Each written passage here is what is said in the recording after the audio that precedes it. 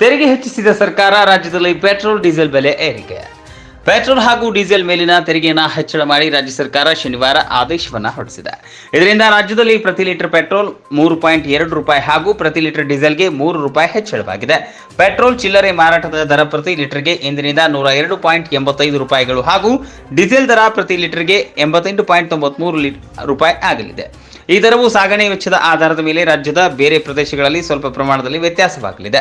ದರ ಪರಿಷ್ಕರಣೆಯ ಬಳಿಕ ಬೆಂಗಳೂರಿನಲ್ಲಿ ಪ್ರತಿ ಲೀಟರ್ ಪೆಟ್ರೋಲ್ಗೆ ರೂಪಾಯಿ 99.84 ನಿಂದ 103 ರೂಪಾಯಿಗೆ ಏರಿಕೆಯಾಗಿದೆ. ಡೀಸೆಲ್ ಬೆಲೆ ಪ್ರತಿ ಲೀಟರ್ಗೆ 85.93 ರೂಪಾಯಿನಿಂದ 89.20 ರೂಪಾಯಿಗೆ ಏರಿಕೆ ಕಂಡಿದೆ. ಸರ್ಕಾರ ಹೊರಡಿಸಿದ ರಾಜ್ಯಪತ್ರದಲ್ಲಿ ಪೆಟ್ರೋಲ್ ಡೀಸೆಲ್ ಬೆಲೆ ಏರಿಕೆ ಬಗ್ಗೆ ತಿಳಿಸಲಾಗಿದೆ.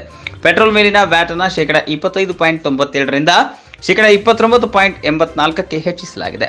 ಇದೇ ರೀತಿ ಡೀಸೆಲ್ ಮೇಲಿನ ವ್ಯಾಟ್ ಅನ್ನು ಶೇಕಡಾ 14.34 ರಿಂದ ಶೇಕಡಾ 18.44ಕ್ಕೆ ಏರಿಕೆ ಮಾಡಲಾಗಿದೆ.